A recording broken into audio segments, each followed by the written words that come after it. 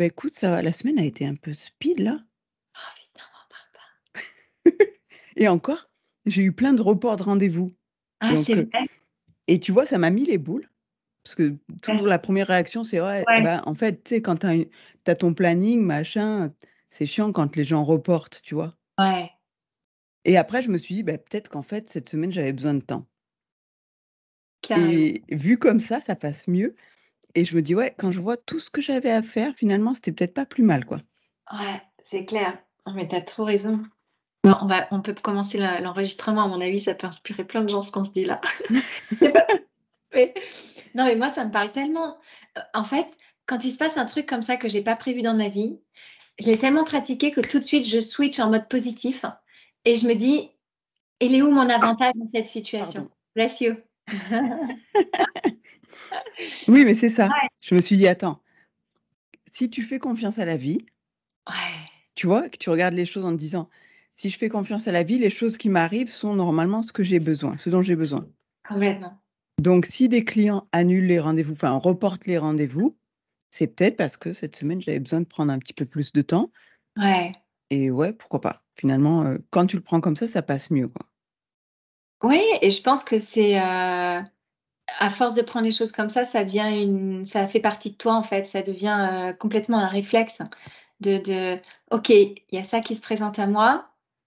Qu'est-ce que la vie, elle m'amène là? C'est quoi le Ouais. cadeau qu'il y a derrière?» Ouais, c'est quoi le cadeau? C'est quoi le message? Il y a un truc, Ouais, quoi. Mmh. ouais et c'est vrai que le fait de prendre comme ça, bah, déjà, ça te donne beaucoup plus de go with the flow, tu vois? Beaucoup plus de de de mouvance, en fait, de te laisser porter, par ce que la vie t'amène, d'une certaine manière. C'était, tu sais, sur une des conférences du sommet d'Anne Valéry, François Lemay qui disait, heu: «Ce qu'il y a de pire, en fait», enfin avec ses mots, hein, mais «Ce qu'il y a de pire dans la vie, c'est la résistance». C'est normal d'avoir de la résistance, mais si tu restes là-dedans et que tu t'englues et que tu moulines tout ton marasme, bah, en fait, elle peut pas porter ses fruits, cette résistance. Ouais. J'ai C'est trouvé c'est exactement, ce que enfin, sans pas tout à fait la même, façon de le dire, mais ce que je disais à une cliente hier en coaching, c'est en fait, c'est comme nager à contre-courant tout le temps mmh, en disant: «C'est là que je veux aller, je m'en fous, j'y vais» ou attendre d'avoir un courant porteur et nager dans le sens des vagues. mmh. Ça et en fait, se laisser porter par les vagues, ça veut pas dire que tu fais rien, que tu subis ta vie ou que tu es passive. Ça veut dire que simplement, tu attends le bon moment Ouais, et tu prends les courants favorables, tu vois? Tant qu'à faire. ouais, Mmh. ouais, ouais, ouais. Ouais, c'est très intéressant comme, métaphore, comme image. Et en fait, parce que je pense que souvent, il y a aussi cette idée enfin, moi, j'ai fonctionné longtemps comme ça, de dire, «C'est à moi de faire les choses, tu sais? Vas-y, quoi. Ouais, C'est toi qui es maître de ton destin, alors, ouais, fonce, bosser faut être tout le dur temps dans pour l'action, machin et ouais. si ça marche pas, tu recommences» et en fait, il y a peut-être d'autres façons d'envisager les choses. Une fois que c'est acquis pour toi, parce qu'en fait, c'est aussi de une éducation, quelque chose qui est resté, de dire: «Faut pas être paresseux, faut pas être feignant» et Bah, on donc est où tu dans cette génération de faut travailler dur pour, obtenir les choses dans la vie, en fait. c'est ça. Mais du coup, ça te conditionne à y aller, même si c'est pas le bon moment, à dire: «Bon, bah, tant pis, je me battrai plus fort». Mmh. Une fois que toi, tu as fait le point avec toi-même et que tu dis: «OK, je suis pas paresseuse, je suis pas feignante et je suis pas du genre à rester sur le canapé à rien faire, d'accord? Je me donne les moyens de réussir». Je m'autorise aussi à choisir le bon angle ou à trouver le bon moment pour faire les Ouais. choses. Et écouter ton intuition aussi. Ça te Ouais, parle, c'est ça. ça? Ouais, C'est vrai qu'on nous déconnecte beaucoup de ce pouvoir qu'on a en nous. L'intuition, c'est écouter son cœur, écouter, les petits messages qui nous arrivent comme ça et après évidemment passer à l'action parce qu'une intuition sans prise c'est d'action, ça. ça reste une idée, n'est-ce pas? C'est ça et c'est un peu le risque, tu sais, c'est que tu as plein d'idées et tu passes du temps à réfléchir, réfléchir, réfléchir. À un moment, c'est: «Vas-y, vas-y». Go! Mais c'est après, c'est un équilibre qui est dur à trouver, hein, de dire, à la fois, faut être dans l'action et à la fois être dans l'action au bon moment pour toi. Tu veux que je te dise? J'ai un Vas-y. dilemme en ce moment parce que en fait, j'ai une amie, qui il y a, 1 an et 3 mois, m'a offert pour mon anniversaire qui est au mois de janvier, un voucher pour une retraite. Parce qu'un jour, on a eu un peu une discussion inspirante et je lui avais demandé, ben, toi, maintenant, là, tu rêves de quoi? Et alors évidemment, elle m'a retourné la question et à l'époque, donc c'était en décembre de l'année dernière, je lui disais: «Moi, je rêve d'une retraite chez les bénédictins avec les chants, des bénédictins et ce silence, en fait». Donc bref, et elle m'a offert ce voucher et moi, je suis restée dans cette idée et puis, en fait, mon temps a filé, je n'ai pas planifié mon temps et ce voucher est passé à l'as, mais elle m'a rappelé au mois de décembre, elle m'a dit: «Hello, il va passer à expiration, il faut que tu y ailles» et donc du coup, j'ai regardé le planning et en fait, le seul moment entre les voyages de mon mari et mes occupations et mes voyages, c'était là, ce week-end. Donc le week-end dernier, je remplis mon truc, tu vois? Je prends et puis pas de nouvelles et puis lundi quand même, je me dis: «Mince, bon, je vais chercher le numéro de téléphone».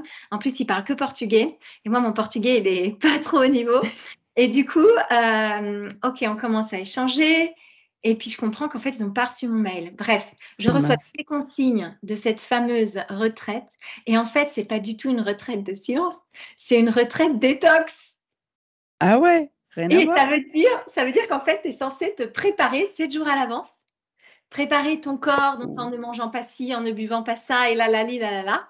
Et moi, j'apprends ça mercredi. La retraite, elle commence ce soir. Et je me dis: «Mince, qu'est-ce que je fais?» Et là, comme on pour rejoindre notre sujet, j'étais partagée. Est-ce que je suis, heu, est-ce que je suis mon intuition qui quelque part me dit d'y aller, mais en même temps j'ai mon petit dragon qui sort de l'autre côté en disant, ouais mais déjà alors tu vas laisser tes enfants sur le côté, il faut que tu t'organises et puis tu vas dans un endroit que tu connais pas. En plus j'ai appris qu'il n'y avait pas de chauffage, il n'y avait pas ci, il n'y avait pas ça. En gros je quitte mon confort et puis j'ai pas fait cette préparation. Donc j'étais tiraillée entre les deux. Est-ce que je suis mon mental ou est-ce que je suis mon cœur, mon intuition? Et finalement, je me suis dit un peu comme tu disais, eh ben laisse la vie t'offrir ce cadeau et prends-le comme tu es capable de le prendre, comme tu es capable de l'accueillir et vas-y sans expectation et comme tu es aujourd'hui, c'est-à-dire pas prête du tout. En tout cas, pas comme eux, ils le conçoivent. Ouais, mais tu es peut-être prête d'une autre façon.